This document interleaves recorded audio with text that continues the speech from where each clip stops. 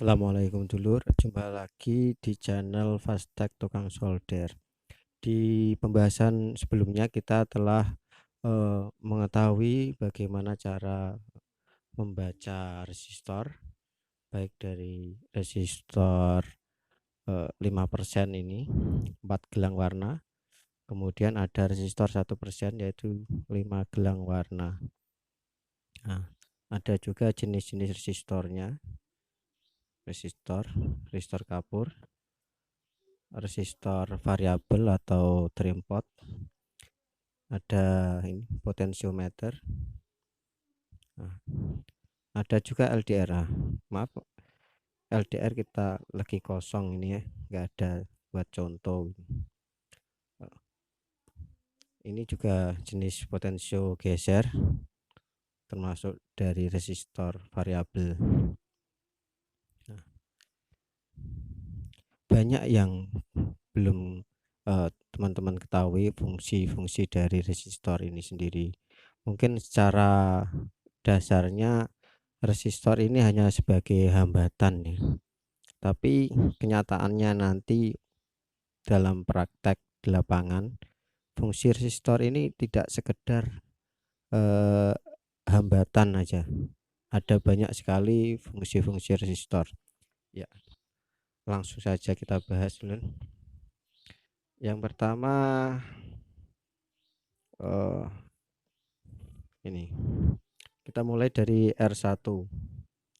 Resistor R1 ini input dari power amplifier ke ground. Ini fungsinya bukan sebagai hambatan ini loh.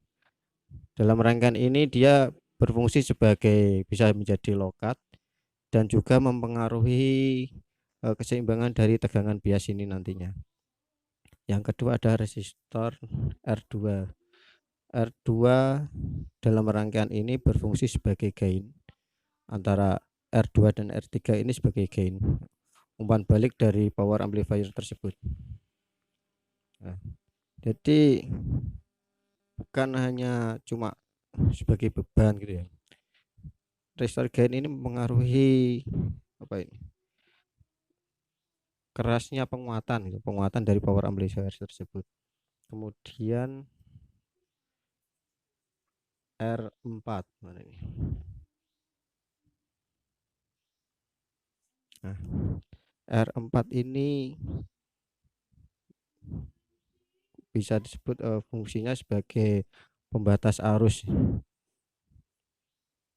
yang mengalir ke transistor ini. TR ini berfungsi sebagai transistor fase. Kemudian resistor R5. R5 ini sebagai pembagi tegangan dulu ya. Sedangkan R6 sebagai pembatas arus juga. Jadi membatasi arus yang mengalir ke transistor agar tidak terlalu besar sehingga transistor tidak terlalu panas tuh. R7 R8 sebagai pembagi tegangan. Nah, banyak sekali fungsi resistor dalam ini. Tidak semuanya ini sebagai hambatan saja itu loh ya. Seperti ini R10 dan R11 ini berfungsi sebagai penahan arus. Dia membatasi arus yang mengalir dari rangkaian input ini. Nah, kemudian ada lagi resistor yang sekilas ini sama, tapi ini bisa juga berfungsi sebagai sekring. Ini hanya contoh saja ya Bang, tidak bisa diaplikasikan karena beban arusnya nanti besar. R ini ketegangan suplai R30 dan R31.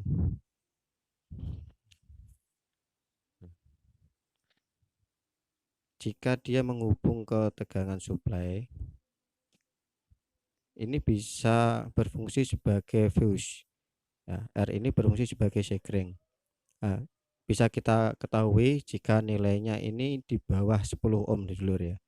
Biasanya 1 sampai 4,7. Pokoknya ini di bawah 10 ohm ini berfungsi sebagai fuse R sekring gitu. Beda lagi R pada input ini. Pada masing-masing input TR final ada resistor-resistor yang paralel gitu. Biasanya nilainya antara 10 sampai sekitar 4,7 ohm. Ini bukan sebagai fuse. Ya bisa berfungsi sebagai fuse tapi lebih cenderung pembagi arus supaya arus yang mengalir ke transistor final ini adalah transistor final, agar arus yang mengalir ke transistor final ini sama rata gitu. Jadi R ini berfungsi sebagai pembagi arus. Sedangkan R 14, 16, 18 dan yang lain yang ke emitor ini bisa saja berfungsi sebagai fuse gitu. Kemudian ini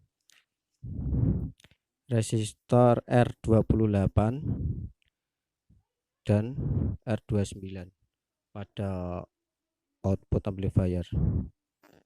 R8 ini bukan sebagai fuse, bukan sebagai pembagi arus, bukan juga sebagai pembagi tegangan, tetapi R ini berfungsi sebagai filter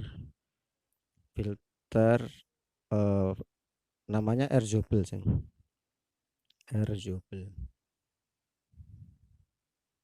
Fungsinya ini untuk memfilter frekuensi suara yang tidak bisa direspon oleh speaker. Jadi misal kita memasukkan input pada power amplifier frekuensi 20 kHz gitu, tetapi outputnya speaker tidak mampu merespon 20 kHz. Supaya tidak terjadi umpan balik yang mengganggu itu kayak osilasi, maka ini dipasanglah kombinasi antara resistor dan kapasitor ini sebagai filter frekuensi tingginya supaya terminalnya enggak cepat panas. Ini namanya R-Zobel. Nah, kemudian R29 ini berfungsi sebagai filter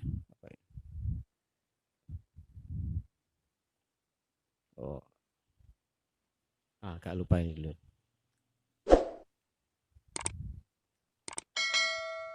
Iya, berfungsi sebagai filter cacat crossover.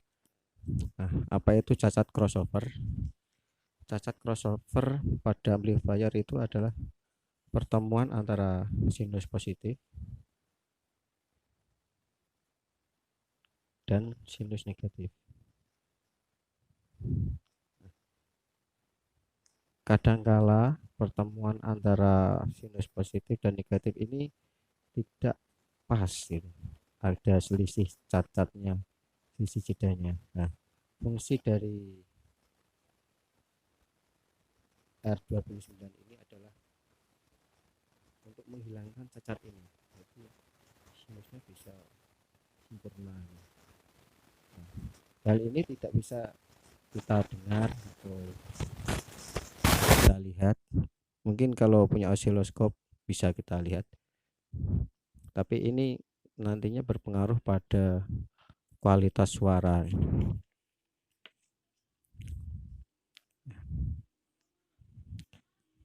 Jadi tidak seperti yang mungkin teman-teman tahu gitu. Tahunya mungkin resistor ini hanya sebagai hambatan, jadi cuma penghambat gitu. Tapi kenyataannya nanti di rangkaian ini fungsinya itu berbeda-beda tergantung posisinya di rangkaian. Jadi kita harus memahami dulu eh, cara kerja rangkaian tersebut. Bisa sebagai fuse atau sekring, bisa sebagai pembatas arus, bisa sebagai pembagi tegangan, bisa juga sebagai pembagi arus. Dalam rangkaian tone control, resistor ini bisa menjadi filter audio, bisa low cut, high cut ataupun band pass. Nah, karena kita belum membahas soal kapasitor, maka penjelasan fungsi resistor itu kita bahas di video selanjutnya. Nah, kemudian kita eh, coba dulu cara mengukur nilai dari resistor dulu ya. Kita punya dua multimeter.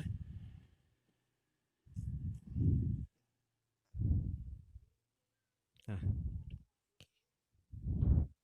ini warnanya adalah kuning, ungu, dan merah. Jadi nilainya adalah ini 4, 7, dan gelang ketiga adalah jumlah 0. Karena merah ada 2, maka nolnya 2. Berarti 4700 ohm atau sering disebut 4,7 kilo atau 4K7. Nah, kita coba ukur berapa nilainya.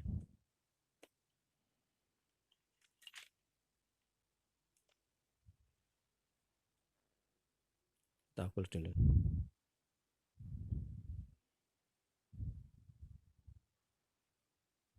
Nah, ini lumayan akurat ya. 4,73 kilo ohm. Berarti benar-benar 4,7. Nah, coba kita gunakan multimeter analog.